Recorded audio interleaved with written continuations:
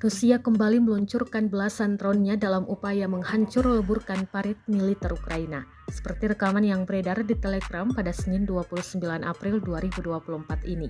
Tampak drone menggempur parit berisi tentara hingga senjata dan amunisi Ukraina. Salah satu parit yang diserang tampak sukses melumpuhkan satu tentara Ukraina. Drone merekam seorang tentara Ukraina yang kehilangan satu kakinya usai disenggol drone peledak Rusia.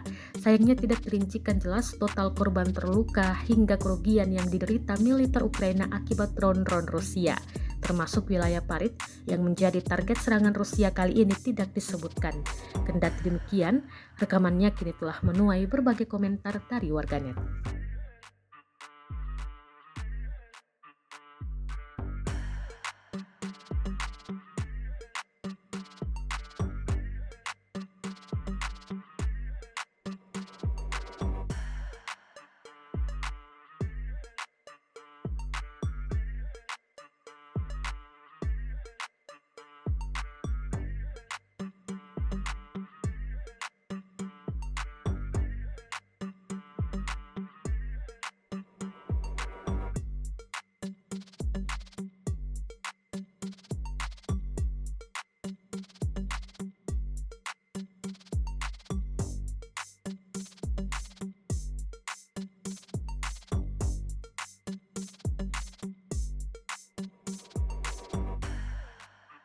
Download Tribun X sekarang, menghadirkan lokal menjadi Indonesia.